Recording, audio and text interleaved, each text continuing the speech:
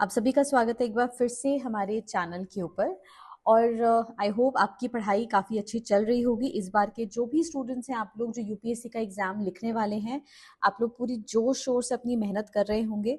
जैसे कि हम लोग आपके लिए करंट अफेयर्स की सीरीज इस समय लेकर आए हैं, तो आज हम लोग यहाँ पर डिस्कस करने वाले हैं जून 2025 में कौन कौन से ऐसे इकोनॉमिक्स के टॉपिक थे जो इकोनॉमिक्स में इंपॉर्टेंट थे, करंट इवेंट्स में थे, न्यूज़ में काफ़ी ज़्यादा रहे हैं और आपके एग्जाम के लिए भी इंपॉर्टेंट है। तो उसी के बारे में हम लोग आज पढ़ने वाले हैं। तो बिना टाइम वेस्ट करे शुरू करते हैं आज का अपना जून 2025 का इकोनॉमिक्स का मंथली करंट अफेयर्स का सेशन। ठीक है, चलिए। तो सबसे पहला सेशन हमारे पास जो आता है, सबसे पहला टॉपिक सॉरी जो हमारे पास आता है वो है आपका भाषिणी। ठीक है ना, क्या है भाषिणी के बारे में एक बार पढ़ लेते हैं।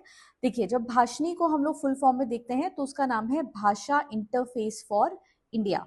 ठीक है ना, एक AI powered open source language translation platform है ये, जिसको जुलाई 2022 में लॉन्च किया गया था by the ministry of technology के through national language translation mission के अंदर। ठीक है, बेसिकली इसका पर्पस क्या है कि जितने भी लैंग्वेज बैरियर्स हैं उनको ये ब्रेक कर सके और रियल टाइम के अंदर जो मल्टी लैंग्वेजेस हैं एआई के टूल से 22 प्लस जो इंडियन लैंग्वेजेस हैं उनको सपोर्ट कर सके, जिससे गवर्नेंस, हेल्थ केयर, एग्रीकल्चर और एजुकेशन इन सभी सेक्टर्स में यहाँ पर एक बेटर तरीके से कंट्रीब्यूशन हो सके और लैंग्वेज जो है वो एक कोई मीडियम, एक बैरियर जो है वो ना बन सके। ठीक है, फर्दर अगर आप देखेंगे तो कोर ऑब्जेक्टिव है कि आर्टिफिशियल इंटेलिजेंस और नेचुरल लैंग्वेज प्रोसेसिंग एनएलपी की मदद से डिजिटल कंटेंट और सर्विसेज को हर इंडियन लैंग्वेज के अंदर एक्सेसिबल बनाना। काफी इंपॉर्टेंट और काफी ज्यादा एक प्रोग्रेसिव कंसेप्ट है ये। इसके बाद इसके जो की कंपोनेंट्स है उसमें है भाषा दान, भाषा संगम और भाषा सेतु। ठीक है, ये इसके की कंपोनेंट्स है जिसके ऊपर यहाँ पे काम किया जाएगा। एप्लीकेशन की बात करें तो इसको अभी तक ई श्रम पोर्टल के अंदर, कुम सहा चैटबॉट के अंदर और वेरियस सिटीजन सर्विसेज जिसमें voice based real time speech to text translation के अंदर इस्तेमाल करा गया है। पर्पस इसका ये है कि इससे डिजिटल इंक्लूसिविटी बढ़ेगी, साथ ही साथ ये जो नॉन इंग्लिश स्पीकिंग लोग हैं, नॉन इंग्लिश स्पीकिंग जो सेक्शन है उसको भी एम्पावर करेगा और आत्मनिर्भर भारत को और ज्यादा एम्पावर करने के ऊपर काम करेगा। तो इंडिया में जो डिजिटल डिवाइड है रूरल एरियाज अर्बन एरियाज के बीच में, उसको गैप को कम करने के ऊपर भाषिणी एक एआई पावर टूल है जिसको बनाया गया है भारत के अंदर।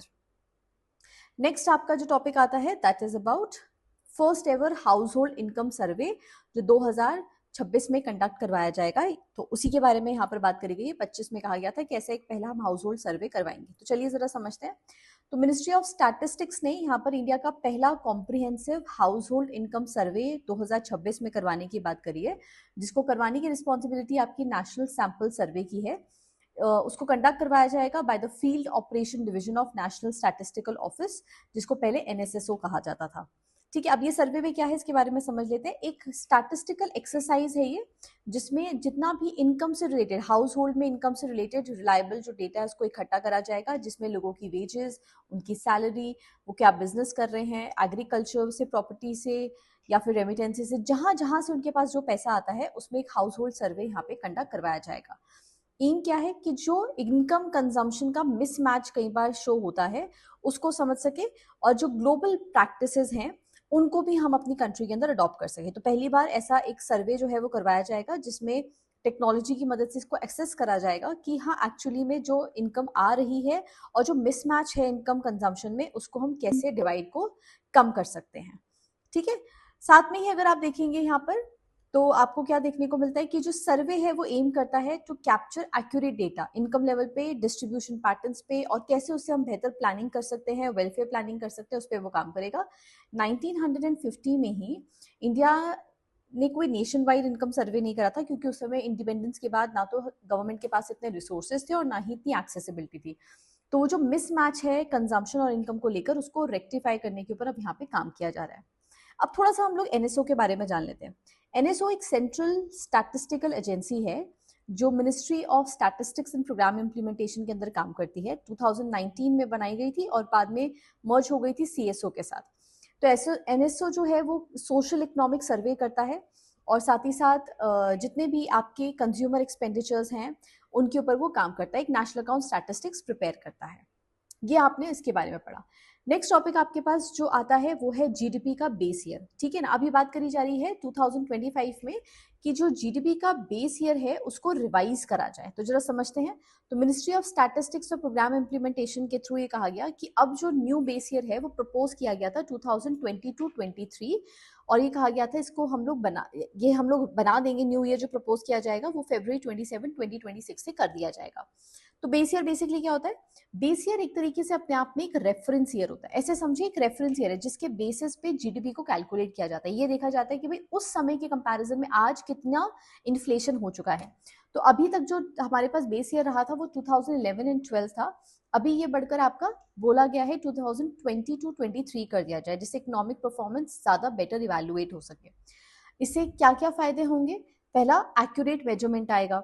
दूसरी बात, बेटर अंडरस्टैंडिंग होगी हमारे को इकोनॉमी की। इससे स्ट्रक्चरल चेंजेस जो हुए हैं कि लोग पहले जो एग्रीकल्चर पे ज्यादा डिपेंडेंट थे अब सर्विस सेक्टर पे आ चुके हैं, और सर्विस सेक्टर का कंट्रीब्यूशन कुछ 55% के आसपास है, एग्रीकल्चर का 20% से भी कम है, उसको हम बेटर तरीके से समझ पाएंगे।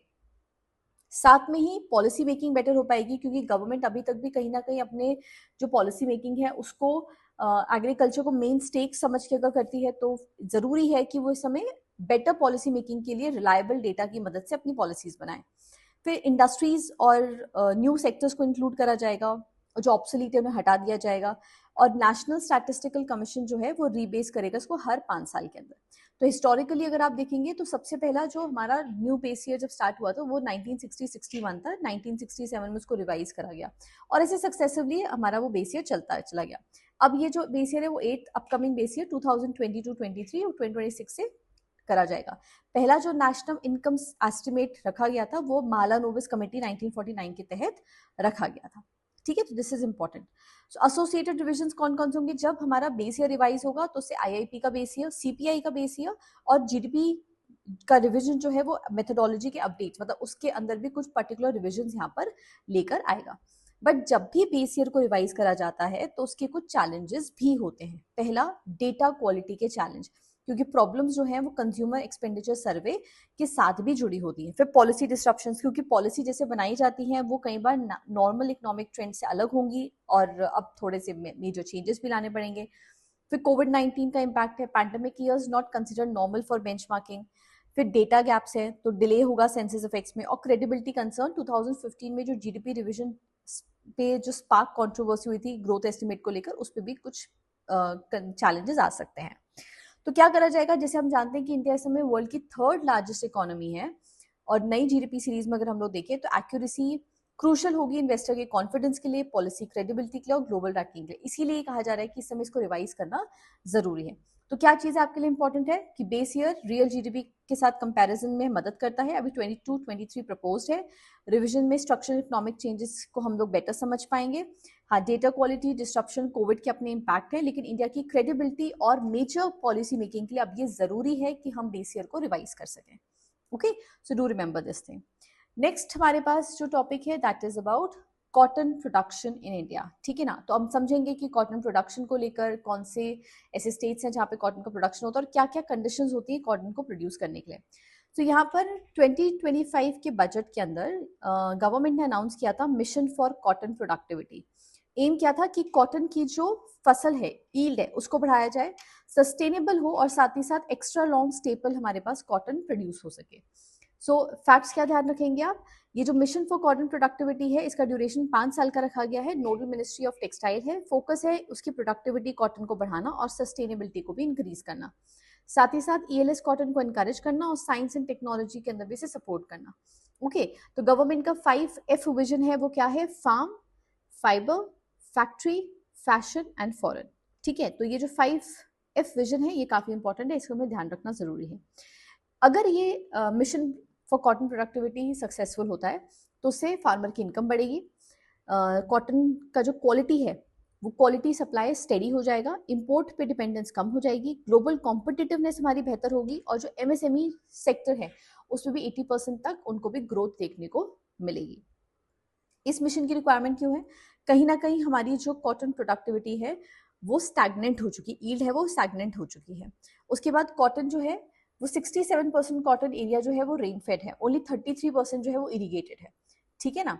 उसके बाद मेजर प्रॉब्लम जो आती है कॉटन के साथ वो है पेस्ट। ये पिंक बॉलवर्म या व्हाइट फ्लाई जैसे जो पेस्ट है वो सबसे ज्यादा प्रॉब्लम क्रिएट करते हैं।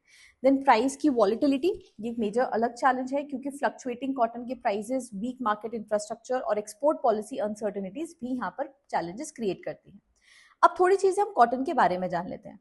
जब हम कॉटन के बारे में पढ़ते हैं तो आपको समझना है कि प्रोडक्शन के मामले में, ठीक है ना, we are first in the world in cotton production, मतलब area wise 40% of the global area. Second largest producer है हम ग्लोबली, ठीक है ना।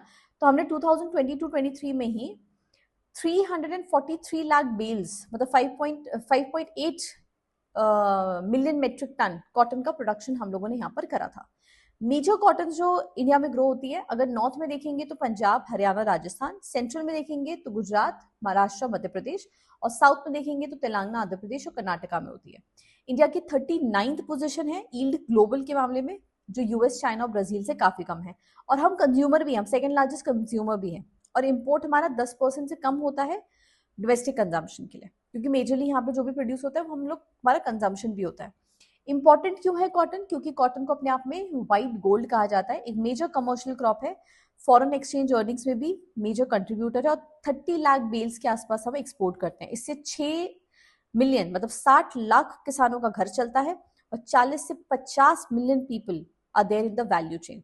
सो cotton textile industry second largest employer है इंडिया में after the agriculture sector. Scientifically अगर आप देखेंगे इसका नाम जो है उसको क्या कहते हैं, गॉसिपियम स्पेशल, इसको ध्यान रखना है। एक सॉफ्ट स्टेपल फाइबर होता है कॉटन बॉल का, ठीक है, और ये मॉडरेटली ड्रॉट टॉलरेंट होता है, दैट इज सेमी जीरोफाइड क्रॉप है जो मॉडरेट टेम्परेचर के अंदर ग्रो करा जा सकता है।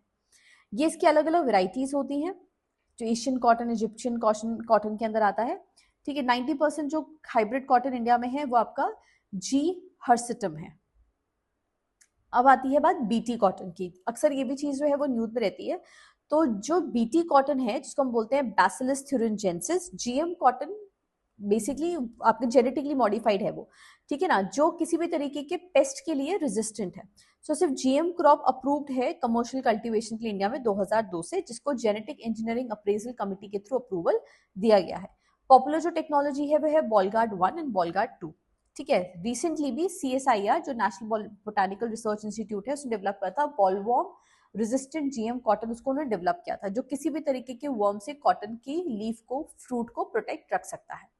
अब कॉटन को ग्रो करने के लिए हमें कैसी रिक्वायरमेंट चाहिए होती है? देखिए, सबसे पहली बात टेम्परेचर 15 डिग्री सेल्सियस के बराबर या उससे थोड़ा ज्यादा टेम्परेचर चल जाता है। ऑप्टिमम 21 से 27 डिग्री के आसपास है, 43 डिग्री सेल्सियस तक भी टॉलरेट कर लेता है। इसे फ्रॉस्ट फ्री डेज चाहिए फॉर द 210 डेज, ठीक है। रेनफॉल ज्यादा नहीं, 50 से 100 सेंटीमीटर के आसपास की होनी चाहिए। सॉइल्स जहाँ पे ये ग्रो होता है that is regular, that is black soil, deep alluvial soil के अंदर, सेंसिटिव टू वाटर लॉगिंग और semi tolerant to salinity. So north में ही अप्रैल से मई के बीच में, और साउथ में मानसून, मेजरली मानसून सीजन के अंदर इसको ग्रो करवाया जा सकता है।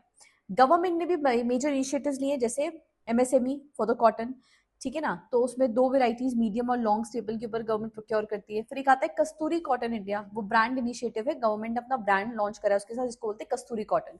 फिर कॉटला एक मोबाइल ऐप है जिसको लॉन्च करा गया है, जिससे बेस्ट प्रैक्टिसेस सर्च करी जा सके, और टेक्नोलॉजिकल स्टेप्स भी हैं, जैसे high density planting system, moderate ginning and pressing, और एक्सटेंशन सर्विसेज जो है वो भी आपके प्रोवाइड करवाई जाती है।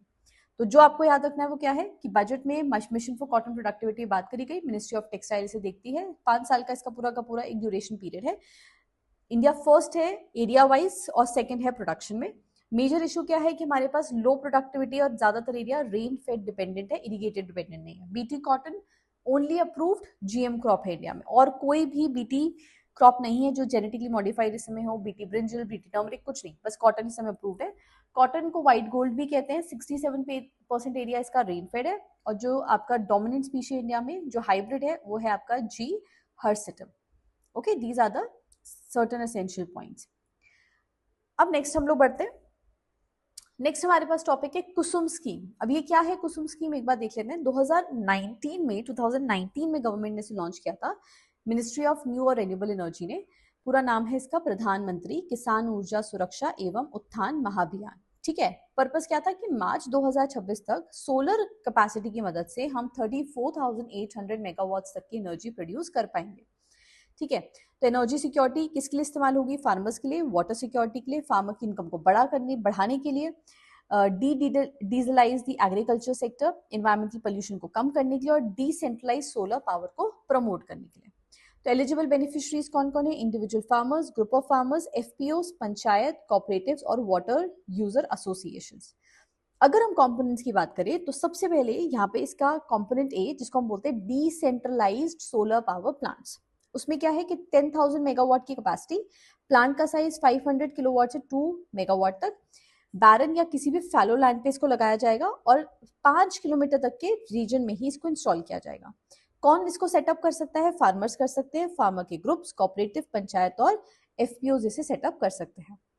इलेक्ट्रिसिटी किन के थ्रू परचेज करी जाएगी? डिस्कॉम्स के थ्रू, ठीक है ना, एक प्री फिक्स टैरिफ के ऊपर जो स्टेट इलेक्ट्रिसिटी रेगुलेशन कमीशन के थ्रू डिटरमाइन करा जाएगा, ठीक है। साथ में ही कंपोनेंट आता है बी। कंपोनेंट बी के अंदर उन्होंने बोला कि सोलर प्लांट्स इलेक्ट्रिसिटी के पर्पज से हम सोलर पंप्स भी बनाएंगे, जिसमें 20 लाख सोलर पंप्स का टारगेट है। 7.5 हॉर्स पावर तक की उसकी कैपेसिटी होगी फॉर ऑफ ग्रिड एरियाज, ठीक है। पर्पस क्या है? डीजल इरिगेशन पंप्स को रिप्लेस करा जाए और फार्मर्स को मदद मिले ग्रिड इलेक्ट्रिसिटी जहां पर अवेलेबल नहीं है। इससे डीजल के ऊपर यूज जो है वो काफी कम हो जाएगा। थर्ड यहाँ पे कंपोनेंट है that is solarisation of grid connected pumps. इन्होंने बोला हम 15 लाख पंप्स भी लगाएंगे जो फार्मर्स ऑलरेडी कनेक्टेड है ग्रिड के साथ। उससे बेनिफिट ये होगा कि सोलर पावर इरिगेशन के लिए इस्तेमाल हो पाएगा और जो सरप्लस पावर है वो डिस्कॉम्स को बेच दी जाएगी। इससे फार्मर को बेनिफिट क्या है कि उसको क्लीन एनर्जी भी मिलती है और वो पैसा भी कमा सकता है, इनकम भी जनरेट हो सकती है। तो ये जो प्रधानमंत्री कुसुम योजना है वो रेन्यूएबल एनर्जी एग्रीकल्चर सेक्टर पर मेजरली काम कर रही है, जिससे इलेक्ट्रिसिटी के ऊपर बर्डन जो है वो कम हो सके, सब्सिडी का जो गवर्नमेंट पे प्रेशर आता है वो भी कम हो सके, डीजल के इंपोर्ट्स कट्स हो सके, इंडिया का क्लाइमेट गोल अचीव हो जो कि सस्टेनेबल डेवलपमेंट गोल है, डिसेंट्रलाइज पावर जनरेशन हो और एडिशनल इनकम सोर्स हो जाए फार्मर के लिए। ओके, सो ये सारी चीजें आपको इसमें ध्यान रखनी है। It's very important, Kusum scheme के ऊपर पूछ सकते हैं आपसे क्वेश्चन। नेक्स्ट आता है हमारे पास topic that is participatory videos, PVs. Now what is this? So national mission on natural farming participatory videos are gaining importance as a farmer centric extension tool, ठीक है ना। तो ये पार्टिसिपेटरी वीडियोस जो है इनको NMNF के थ्रू अप्रूवल मिला है। क्या होती है ये? एक तरीके की कम्युनिटी वीडियोस होती हैं जहां पे फार्मर और कम्युनिटीज अपना खुद का एक वीडियो बनाती है, ठीक है ना। यूजर खुद उसे जनरेट करता है, क्यों? लोगों को बताने के लिए कि लोकल एक्सपीरियंस क्या है, फार्म की नॉलेज को शेयर करने के लिए, कम्युनिटी के कंसर्न्स बताने के लिए और सोशल चेंज के लिए। फोकस क्या है? बाय फार्मर्स फॉर फार्मर्स, ठीक है, कि इनका लर्निंग प्लेटफॉर्म है। तो फार्मर लेड कम्युनिकेशन टूल है जहाँ पे पीयर लर्निंग को इनकरेज करा जाता है कि अगर कोई इंसान फार्मिंग सीखना चाहता है लेकिन उसको उसकी नॉलेज नहीं है तो वो यहाँ से सीख सकता है। लो कॉस्ट है, लोकली रेलिवेंट है, यूजफुल है ट्रेनिंग और अवेयरनेस पर्पस के लिए। हिस्ट्री में अगर आप देखेंगे तो ओरिजिनल इसका फोगो प्रोसेस कनाडा से हुआ था 1960s में। कहीं कनाडा में भी ऐसी चीज जो थी उसको रन किया गया था जिसमें कम्युनिटी ड्रिवन कम्युनिकेशन और डेवलपमेंट के ऊपर फोकस किया गया था। इंपॉर्टेंट क्या है कि ये जो पार्टिसिपेटरी वीडियोस है ये क्रूशल है बिकॉज नेचुरल फार्मिंग डिपेंड करती है heavily on farmer to farmer knowledge transfer.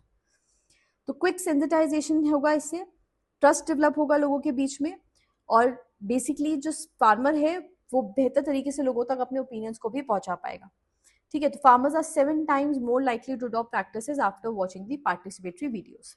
Okay, learning कैसे होगी? हॉरिजॉन्टल लर्निंग है, फार्मर टू फार्मर हो सकती है, अपने एक्सपीरियंसेस गांव से गांव में शेयर करे जा सकते हैं, या फिर वर्टिकल भी हो सकती है, ठीक है ना, जिसमें फार्मर गवर्नमेंट के साथ इंटरेक्ट करे उन वीडियोस के थ्रू, या फिर एक्सचेंज लर्निंग भी हो सकती है डिस्कशंस के थ्रू, फीडबैक्स के थ्रू और नॉलेज फ्लो के थ्रू।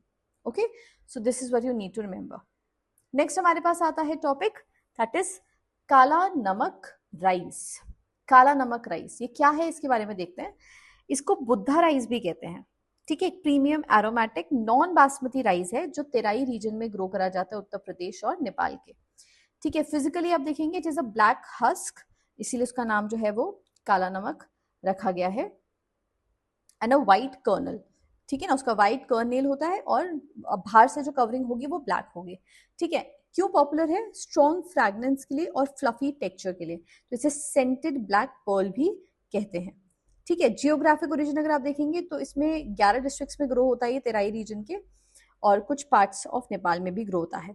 इसे जीआई टैग भी दिया जा चुका है 2013 के अंदर।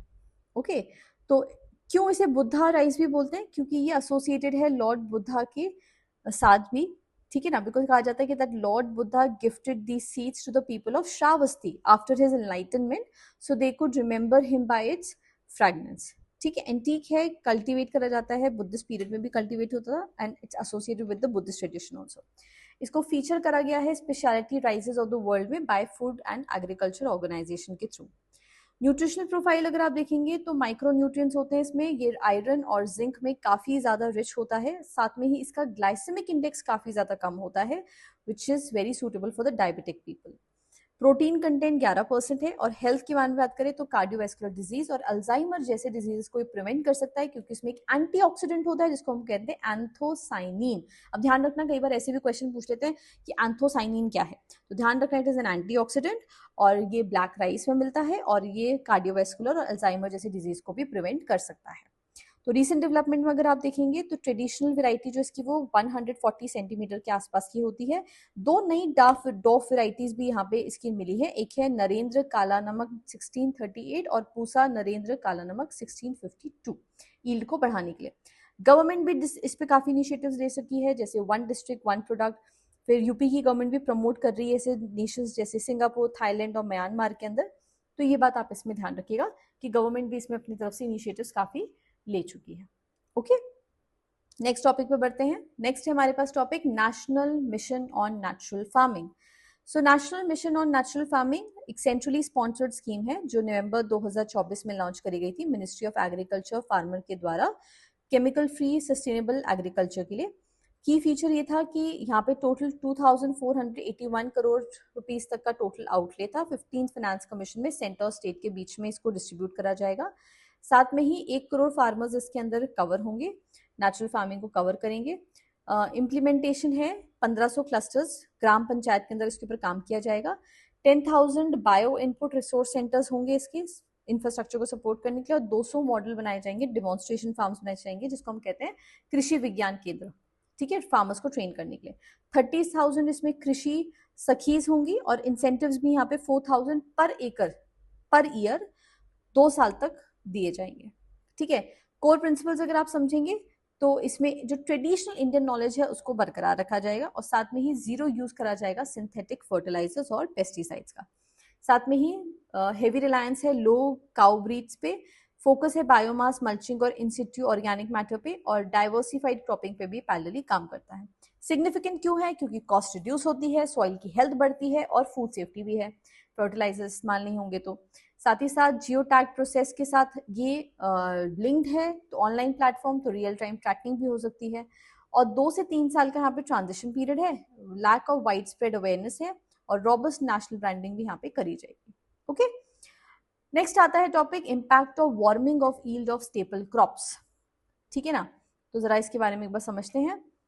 सो वार्मिंग जो जैसे जैसे हमारे ग्लोब, हमारे अर्थ, हमारे प्लैनेट का टेम्परेचर बढ़ रहा है उसके साथ साथ फूड सिक्योरिटी कंसर्न्स भी कहीं ना कहीं बढ़ रहे हैं। सो वार्मिंग जो है वो सिग्निफिकेंटली ग्लोबल फूड सिक्योरिटी को अफेक्ट करती है। ठीक है, वो क्रॉप की ईल्ड, उसकी जो प्रोडक्शन है उसका वॉल्यूम उसको कम करती है, जिसमें राइस, व्हीट, मेज, सोया जैसे क्रॉप सीखते हैं। तो हर साल जब 1 डिग्री राइज होता है पर पर्सन कैलोरी अवेलेबिलिटी 4% तक डिक्रीज हो जाएगी बाय 2100। ठीक है, तो north Indian wheat faces severe losses while rice up to 50% decline in some regions. Yield का काफी मेजर डिक्लाइन देखने को मिल रहा है। 2050 और 2100 तक फूड सिक्योरिटी चैलेंजेस आ सकते हैं। व्हीट नदर्न इंडिया में काफी सिवियरली अफेक्ट हो रहा है, राइस भी सब सहारन अफ्रीकन, यूरोप और सेंट्रल एशिया के अंदर इसकी यील्ड कम हो गई है, प्रोडक्शन कम हो चुका है। मेज, सोयाबीन और सोरगम के भी डिक्लाइनिंग ट्रेंड्स देखने को मिल रहे हैं। तो रिड्यूस कंसंट्रेशन है यहाँ पे आयरन, जिंक और प्रोटीन की, ये मेजरली डिफिकल्ट और कहीं ना कहीं प्रॉब्लमैटिक कंडीशंस फूड सिक्योरिटी को लेके बन सकते हैं। रिड्यूस यील्ड के पीछे का कारण क्या है? सबसे पहला हीट, ठीक है ना, हाई टेम्परेचर जो है वो मेजर कारण है। फिर दूसरा है वाटर स्ट्रेस, क्योंकि इरेटिक रेनफॉल है, कभी बहुत ज्यादा हो जाती है, कभी कम होती है, कभी सूखा पड़ जाता है। फिर resource degradation, continuous intense farming की वजह से जो न्यूट्रिएंट डिप्लीशन है वो काफी तेजी से यहाँ पर हो चुका है। इंडिया पे क्या इम्पैक्ट आएगा? फूड सिक्योरिटी जो हमारे पब्लिक डिस्ट्रीब्यूशन सिस्टम को अफेक्ट कर सकता है, इकोनॉमिक डिस्ट्रेस हो सकता है, रीजनल लेवल पर इसका बहुत मेजर इम्पैक्ट देखने को मिल सकता है। वे फॉरवर्ड ये है कि इसमें इनोवेशन करा जाए, डाइवर्सिफिकेशन हो और पॉलिसी सपोर्ट के लिए भी गवर्नमेंट के साथ काम करा जाए। नेक्स्ट हमारे पास जो टॉपिक है that is about the priority sector lending norms. ठीक है, तो आरबीआई ने प्रायोरिटी सेक्टर लेंडिंग नॉर्म्स को थोड़ा सा रिलैक्स करा है। सो जून 2025 में रिजर्व बैंक ऑफ इंडिया ने प्रायोरिटी सेक्टर लेंडिंग के जो टारगेट्स थे स्मॉल फाइनेंस बैंक्स के, उसको 75% से रिड्यूस करके अब कर दिया है 60% तक। ठीक है, उनके एडजस्टेड नेट बैंक क्रेडिट के तौर पे। ठीक है ना, जो 2026 फाइनेंशियल ईयर से रेगुलेटेड होगा, मतलब 1 अप्रैल 2026 से रेगुलेट हो जाएगा। ये जो चेंज है वो बेसिकली फ्लेक्सिबिलिटी भी लेकर आएगा और डाइवर्सिफाई भी करेगा नॉन पीएसएल सेक्टर्स के अंदर। तो की डिटेल्स अगर आप देखेंगे तो सबसे पहले जो ओवरऑल पीएसएल का टारगेट था उसे 60% कर दिया गया 75% से। पर्पस क्या है, रिलैक्सेशन की वजह से डी रिस्क होगा उनके लोन पोर्टफोलियोज में और वो उन्हें प्रिपेयर भी करेंगे पोटेंशियल कन्वर्जन के लिए। अप्रोक्सीमेटली 40,000 करोड़ जो है इससे लेंडिंग से वो फ्री हो जाते हैं बैंक्स टू अदर, और हायर मार्जिन और उन सेगमेंट्स पे ज़्यादा इन्वेस्ट कर पाएंगे जहाँ से बैंक्स को भी रिटर्न आ सकती है। साथ में अगर आप देखते हैं तो पीएसएल का सर्टिफिकेशन देखते हैं हम यहाँ पे, तो जो स्मॉल आपके सेक्टर्स होंगे they can still generate revenue by selling the priority sector lendings. So यहाँ पर मेजरली ये डिसीजन लिया गया है, लॉन्ग स्टैंडिंग एक रिक्वेस्ट थी आपके स्मॉल फाइनेंस बैंक्स के through for a more balanced asset distribution, and उसके ध्यान में रखकर ही इस चीज का डिसीजन लिया गया है। ठीक है, चलिए नेक्स्ट टॉपिक की तरफ बढ़ते हैं, and that is about quantum computing valley. ठीक है ना, चलिए। सो इंडिया का जो पहला क्वांटम कंप्यूटिंग वैली है वो स्टैब्लिश हुआ है अमरावती आंध्र प्रदेश के अंदर। ठीक है, 1 जनवरी 2026 में इसको लॉन्च किया जाएगा। ये इंडिया को एज अ ग्लोबल लीडर पे लेकर आता है क्वांटम टेक्नोलॉजी में। यहाँ पर बेसिकली ये इंडिया का जो विजन है नेशनल क्वांटम मिशन, उसके साथ ये मेजरली अलाइन करता है। सो अमरावती के अंदर इसको लॉन्च किया जाएगा जहाँ पे हार्डवेयर सॉफ्टवेयर के ऊपर रिसर्च एंड डेवलपमेंट होगी और हाई एंड जॉब्स को डेवलप करने के ऊपर काम किया जाएगा। आईबीएम के थ्रू इसको एंकर किया जा रहा है और टीसीएस और एलएनटी जैसी कंपनीज इसको सपोर्ट भी कर रही हैं। ऑब्जेक्टिव क्या है कि हेल्थ केयर, एग्रीकल्चर, फाइनेंस के अंदर यहाँ पर इस जगह के अंदर 100+ जो आपके सेटअप्स हैं वो बनाए जाएं और इंडिया का जो टेक्नोलॉजिकल सोवरेनिटी उस पर काम करा जाए। साथ ही साथ ये इंडिया के नेशनल क्वांटम मिशन को सपोर्ट कर सके और क्वांटम कंप्यूटर्स को बूस्ट कर सके। ये इनिशिएटिव प्रमोट करता है पब्लिक प्राइवेट पार्टनरशिप को भी, तो इसके बारे में भी आप ध्यान रखेंगे। नेक्स्ट आता है नेशनल टर्मरिक बोर्ड। ये नेशनल टर्मरिक बोर्ड जो है वो गवर्नमेंट ने सेटअप किया है इंडिया के टर्मरिक सेक्टर को कंट्रीब्यूट करने के लिए। लीडरशिप प्रोवाइड करवाता है टर्मरिक रिलेटेड मैटर्स पे ministry of commerce and industry पे, और हेडक्वार्टर्स का निजामाबाद। ठीक है, कॉम्पोजिशन देखेंगे तो एक चेयरपर्सन है जो अपॉइंट करा जाता है बाय सेंट्रल गवर्नमेंट। इसके रिप्रेजेंटेटिव यूनियन मिनिस्ट्री से आते हैं जिसमें Ayush, pharmacy, agriculture, farmers welfare और कॉमर्स इंडस्ट्री से लोग आते हैं। सीनियर स्टेट गवर्नमेंट रिप्रेजेंटेटिव्स भी होंगे, रिसर्च इंस्टीट्यूशंस के लोग भी होंगे, टर्मरिक के फार्मर्स एक्सपोर्टर्स भी इसका पार्ट बनेंगे। सिग्निफिकेंस क्या है, जिससे टर्मरिक की जो, क्योंकि ग्लोबल लेवल पे टर्मरिक की बहुत मेजर वैल्यू और इंडिया काफी मात्रा में इसको एक्सपोर्ट भी करता है, उसको प्रमोट करने के लिए स्पाइस बोर्ड ऑफ इंडिया के साथ बेटर कोऑर्डिनेशन और फार्मर्स की भी इनकम को सपोर्ट यहाँ पर करा जा सके। अब टर्मरिक की अगर हम लोग बात करें, इसको हम गोल्डन स्पाइस कहते हैं। ट्रॉपिकल रीजन्स में ग्रो होती है। 20 से 35% का 35 डिग्री का इसको टेम्परेचर चाहिए होता है और 1500 mm से ज्यादा की रेनफॉल चाहिए होती है। तो वेल ड्रेन सैंडी और क्लेई सॉइल के अंदर ये ग्रो कर सकती है। एक्टिव कंपाउंड उसमें कर्क्यूमिन होता है और एंटीऑक्सीडेंट और एंटी इन्फ्लेमेटरी टर्मरिक मानी जाती है। ठीक है, ट्रेडिशनल इसको स्किन डिसऑर्डर्स में, रेस्पिरेटरी प्रॉब्लम्स में, जॉइंट इश्यूज में और डाइजेस्टिव एलिमेंट्स में इसका इस्तेमाल किया जाता है। ठीक है, इंडिया में यहाँ पे 3 लाख हेक्टेयर्स के आसपास एरिया जहाँ पे ग्रोथ है, 30 से ज्यादा वेराइटी और 70% वर्ल्ड का टर्मरिक इंडिया ही प्रोड्यूस करता है। मेजर स्टेट्स जहाँ पे ग्रो होती है वो है तेलंगाना, महाराष्ट्र, तमिलनाडु, आंध्र प्रदेश। 63% के आसपास इंडिया का आउटपुट ये स्टेट्स कंबाइन देते हैं। एक्सपोर्ट में अगर हम लोग बात करें तो 62% का इंपोर्ट शेयर है। मेजर एक्सपोर्ट डेस्टिनेशंस हमारी बांग्लादेश, यूएई, यूएस, मलेशिया ये हैं। जीआई टैग भी इसे मिला है। महाराष्ट्र की सांगली टर्मरिक और वेनगांव टर्मरिक और तमिलनाडु की इरोड मंजल और मेघालय की लकाडोंग टर्मरिक, इनको जीआई टैग भी यहाँ पर दिया गया है। तो ये इंपॉर्टेंट सेक्शंस है जिनको आप ध्यान रखिएगा। नेक्स्ट हमारे पास आता है about the nano fertilisers. So nano fertilisers क्यों है न्यूज में? इफ्को ने यहाँ पर एक पहला oversea nano fertiliser plant establish किया है आपका ब्राजील के अंदर, जिसमें 4.5 million litres per year nano fertilisers का कैपेसिटी है और ये सक्सेसफुली 40 कंट्रीज में एक्सपोर्ट करेगा। ठीक है, इसमें नैनो मटेरियल्स का इस्तेमाल करा जाएगा और इनको डिजाइन करा जाएगा जिससे न्यूट्रिएंट्स कंट्रोल्ड और स्लो तरीके से रिलीज हो सके। इसकी वजह से न्यूट्रिएंट्स की जो एफिशिएंसी यूज है वो बढ़ जाएगा और वेस्टेज भी कम होगी। साथ में अगर आप यहाँ पे देखते हैं तो यहाँ पे इनऑर्गेनिक मटेरियल्स हैं, जिसमें मेटल ऑक्साइड्स आते हैं, सिलिका नैनो पार्टिकल्स और हाइड्रोक्सी पाटाइट नैनो हाइब्रिड्स भी आते हैं। ऑर्गेनिक मटेरियल्स में यहाँ पे चिटोसेन, कार्बन नैनो ट्यूब्स का भी इस्तेमाल होता है ऑर्गेनिक मटेरियल्स में, और फुलरेंस का भी यूज होता है। तो नैनो फर्टिलाइजर्स के टाइप अगर आप देखें तो एक होता है नैनो स्केल कोटिंग फर्टिलाइजर, जिसको कोटिंग के लिए इस्तेमाल करते हैं, नैनो स्केल एडिटिव फर्टिलाइजर, ठीक है, जो न्यूट्रिएंट बाउंड होता है नैनो एड्जॉर्बेंट्स के लिए। फिर नैनो पोरस मटेरियल होता है जो न्यूट्रिएंट्स को इजीली स्लोली रिलीज करता है। सो इंडिया में अगर हम लोग देखें नैनो फर्टिलाइजर्स का यूसेज काफी ज्यादा है, इंपॉर्टेंट भी है। नैनो यूरिया लॉन्च हुआ था 2021 में, नैनो डैप 2023 में, और उनकी सेल्स भी over the period of time काफी ज्यादा इंक्रीज हुई। तो इफको ने प्लान करा कि अब हम नैनो जिंक और नैनो कॉपर को भी लॉन्च करेंगे। इंडिया को क्यों नीड है नैनो फर्टिलाइजर की? क्योंकि जैसे जैसे सब्सिडीज का बर्डन बढ़ रहा है, जरूरी है कि यहाँ पर नैनो फर्टिलाइजर्स का इस्तेमाल किया जाए, इंपोर्ट के अंदर डिपेंडेंसी कम हो सके। इन्वायरमेंटल बेनिफिट्स के लिए भी हमारे लिए जरूरी है कि वो सॉइल की जो सॉइल और वाटर पोल्यूशन उसको लोअर डाउन कर सके, और न्यूट्रिएंट एफिशिएंसी जो है वो काफी हद तक बढ़ सके। But there are certain challenges. Farmers की अवेयरनेस एक मेजर चैलेंज है, इनकंसिस्टेंट फील्ड रिजल्ट्स हैं, फूड चेन और एनवायरमेंटल रिस्क हमें फिर भी देखने को काफी ज्यादा मिलते हैं, क्योंकि ह्यूमन हेल्थ, इकोसिस्टम और फूड सेफ्टी के लिए अभी भी पोटेंशियल रिस्क है। इफको के बारे में अगर थोड़ा समझाने तो 1967 में स्टैब्लिश हुई थी, हेडक्वार्टर न्यू दिल्ली में है, लार्जेस्ट कोऑपरेटिव है वर्ल्ड में, 36,000 से ज्यादा कोऑपरेटिव है, और फार्मर्स 50 मिलियन मतलब 50 लाख से ज्यादा जो लोग हैं यहाँ पे इस पे काम करते हैं। ओके, ग्लोबल जॉइंट वेंचर्स की अगर हम बात करें तो जॉर्डन, दुबई, ओमान और सेनेगल में यहाँ पे काम करा गया है। फर्टिलाइजर प्रोडक्शन और मार्केटिंग के अंदर भी यहाँ पे एक्टिविटीज में काम हुआ है। जनरल इंश्योरेंस और रूरल टेलीकॉम में इन पोर्टफोलियोज को डाइवर्सिफाई करा गया।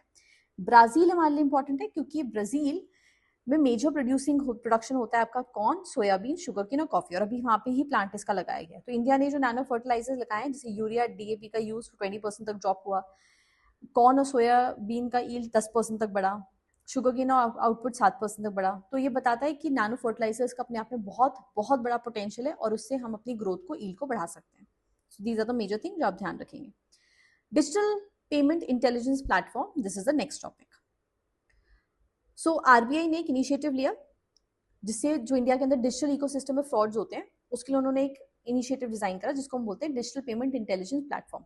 इसमें आर्टिफिशियल इंटेलिजेंस और मशीन लर्निंग की मदद से एक रियल टाइम शेयरिंग होती है, जिसमें अगर किसी भी तरीके की फ्रॉड होते हैं तो उसको प्रिवेंट किया जा सकता है, उस पर रिएक्ट करा जा सकता है। तो यहाँ पे डिजिटल पेमेंट फ्रॉड्स को रोकने के लिए ये प्लेटफॉर्म बनाया गया है, जिसमें एआई और एमएल का इस्तेमाल किया जाएगा। ठीक है, रिजर्व बैंक ऑफ इंडिया में बेसिकली इसने टूल्स को डेवलप करा है, और डेवलप करने वाला रिजर्व बैंक इनोवेशन हब है। ठीक है, so it will establish a shared negative registry of fraudulent entities and real time पे अलर्ट्स भी प्रोवाइड करवाएगा। ओके, कमिटी एक्सपर्ट जो थे उनका नाम जरूर ध्यान रखिएगा, एपी होता, जिन्होंने इसके ऊपर अपनी रिकमेंडेशन दी है। तो साइबर रेजिलियंस को बढ़ाने के लिए, यूजर के डेटा को प्रोटेक्ट करने के लिए इसको बनाया गया है। ठीक है, एक ऐसा स्टेप जो ग्रोइंग डिजिटल पेमेंट इकोसिस्टम उसको और सोफिस्टिकेटेड बनाए, और जो फाइनेंशियल क्राइम्स उसको रिड्यूस कर सके। Next topic we have is merchant discount rate, MDR. क्या होता है? मर्चेंट डिस्काउंट रेट के ऊपर पहले भी क्वेश्चन आ चुका है, बट ऐसा नहीं दोबारा नहीं पूछ सकते, आपको ध्यान रखना है। It is a fee which is being paid by the merchants, जो मर्चेंट्स के द्वारा फीस पे करी जाती है टू पेमेंट सर्विस प्रोवाइडर्स। ठीक है, जैसे क्रेडिट कार्ड से आपने को पेमेंट करी, डेबिट कार्ड से, यूपीआई से, या कोई भी इलेक्ट्रॉनिक मोड से, तो जो भी डिजिटल पेमेंट की एक्सेप्टेंस पे जो कॉस्ट आती है, वो कॉस्ट प्रोवाइड करनी पड़ती है मर्चेंट को, उसको बोलते हैं एमडीआर। ठीक है, ये कार्ड इशुइंग बैंक के साथ शेयर होती है, एक्वायरिंग बैंक, नेटवर्क प्रोवाइडर्स के साथ इसको शेयर किया जाता है। इंटायर डिजिटल पेमेंट इकोसिस्टम का जो कॉस्ट है उसको हम एमडीआर बेसिकली कहते हैं। तो it is charge as a percentage of transaction value, typical 1 से 3% के बीच में होती है, और जहां पे भी अग्रीमेंट होता है उसके बेसिस पे उसका सेटलमेंट किया जाता है। वो कौन से फैक्टर्स है जो अफेक्ट करते हैं एमडीआर को? वॉल्यूम, बिजनेस ट्रांजैक्शन को वॉल्यूम से अफेक्ट करता है, साथ ही साथ कार्ड का type, credit card, debit card, या क्या टिकट साइज है, उसके ऊपर ये डिपेंड करता है।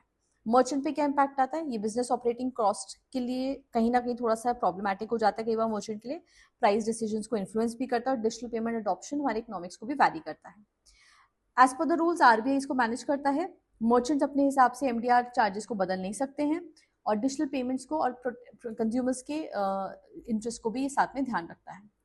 So do remember these are the essential points. Okay, so these were the very essential topics जो हम लोगों ने इकोनॉमिक्स में कवर करे, जो आपके यूपीएससी के लिए इंपॉर्टेंट है, आप कोई भी यूपीएससी का एग्जाम दे रहे हैं तो वहाँ पे इस तरीके के करंट इवेंट्स इकोनॉमिक्स रिलेटेड आपसे पूछे जा सकते हैं। सो आई होप आपको इस वीडियो में सभी चीज़ें क्लियर हो गई हो। इससे पहले कि जनवरी से मई तक के भी आपने वीडियोस कवर कर ली हो, साथ साथ नोट्स बनाते रहिए जिससे इफेक्टिवली आप रिविजन कर सकें। और ऐसे ही हम आपके लिए और वीडियोस लेकर आते रहेंगे। मिलते हैं आपसे नेक्स्ट वीडियो के अंदर। Till then keep studying, all the very best. Thank you so much.